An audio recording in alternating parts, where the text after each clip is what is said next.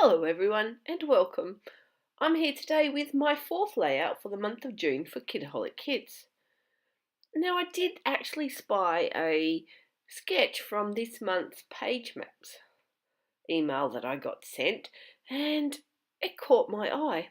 I haven't followed it exactly, but I've taken inspiration from it definitely. And it had all these squares down the side, so that's what I decided to do. So I cut off some strips from all the leftover bits that are sitting on my desk.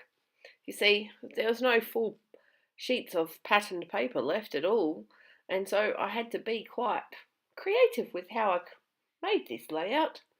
So I cut out these squares, they're about 2 inches square, and then I rearranged them, tried to balance out the colours, and then because I am slightly anal, I like things to be exact.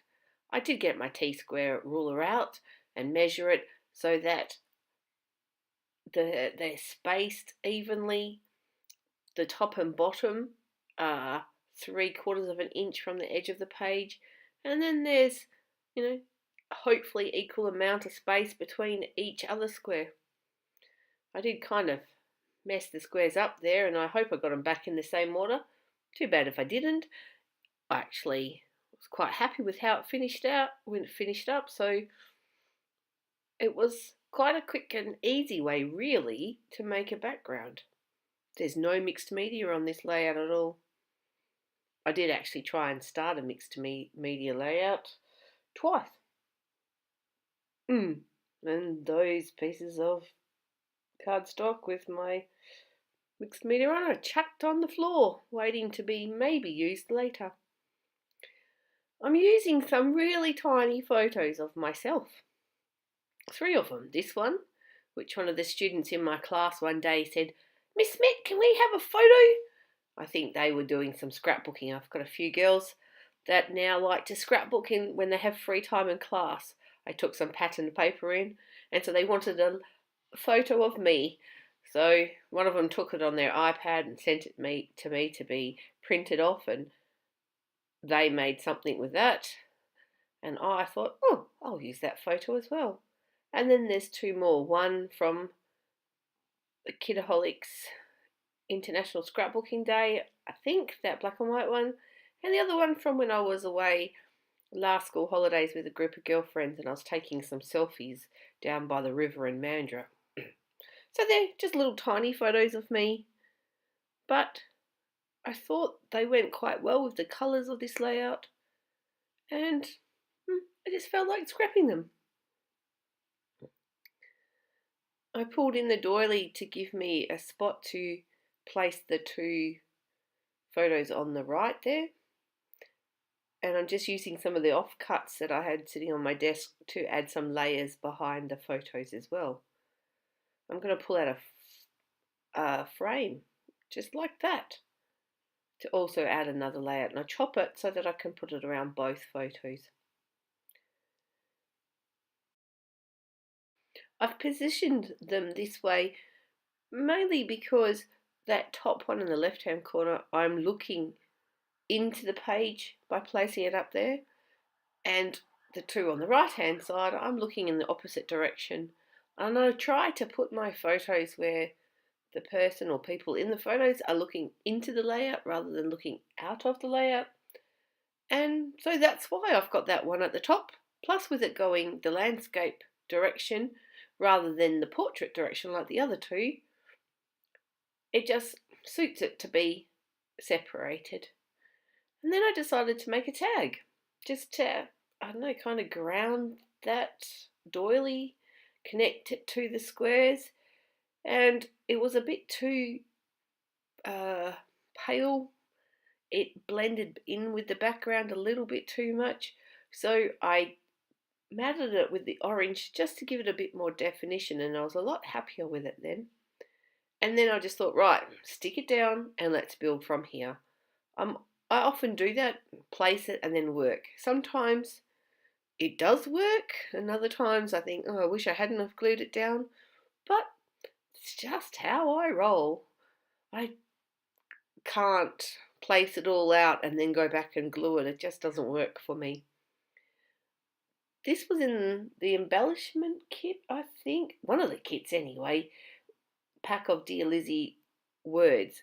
And they were either gold or this like white sparkly, and it was too pale for the layout. So I first thought, oh, I'll make like an orange out of the sprays from the mixed media kit. But it was a little bit too bright. So I added a bit of gesso and it came that nice coral colour that you saw I added to it. So just to change it up a little bit and make it more tone in with my layout, and so you can see it at the bottom of the page there. Also, you can see on the left of the screen I emptied out the exclusive die cuts that came in the main kit, and also the other die cuts from the range that we're using. What is this range? It's another Dear Lizzie range. Anyway, they're all the die cuts, and I was going through them. Plus, there you can see some of the butterflies I cut out of a page in the last video, and I've fussy cut them out, and I'm just layering. I'm looking through them all and just adding and building as I'm going. This is where you can see one of those times where it probably would have been better if I hadn't have already stuck that pink butterfly down. But, oh well, that's how it goes. I got it in there eventually. This little circle, I wanted to use it and I put it here, but it does fade into the pattern paper a little bit too much. Later, and I think I forgot to film it, it just suddenly appears, on one of the die cuts, it's a greenish circle, and I pull that butterfly circle off and stick it on to the little circle die cut, and it just makes it, gives it a white background and it makes it so you can see it a lot better. I'm just using some of the wood veneer to add to each of these areas, and I'm just building and pulling out pieces from the die cuts and adding them in, like that bird. Oh, there's nothing to do with the page, but I liked how it sat under the word. And I wanted the title to say, Celebrate the Everyday. Because that's what this is. There's nothing special about these photos. It's just photos taken as part of my everyday life. And so that's what I wanted to do.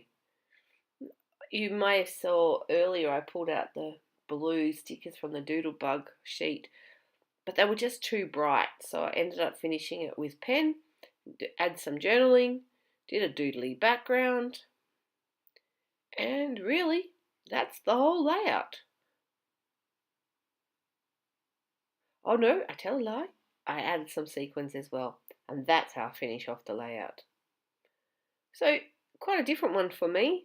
No mixed media backgrounds, a lot of pattern paper, but lots of layering, which I do like to do. So, I hope you've enjoyed it. Maybe you want to go and give it a go yourself too and follow the same idea. Until next time, take care. Don't forget to pop on over to Kitaholic Kits, subscribe to their website or their YouTube channel. You can always pop over to mine and subscribe there too if you like. But anyway, I'll be back soon with the July kits. Thanks for watching. Take care. Bye.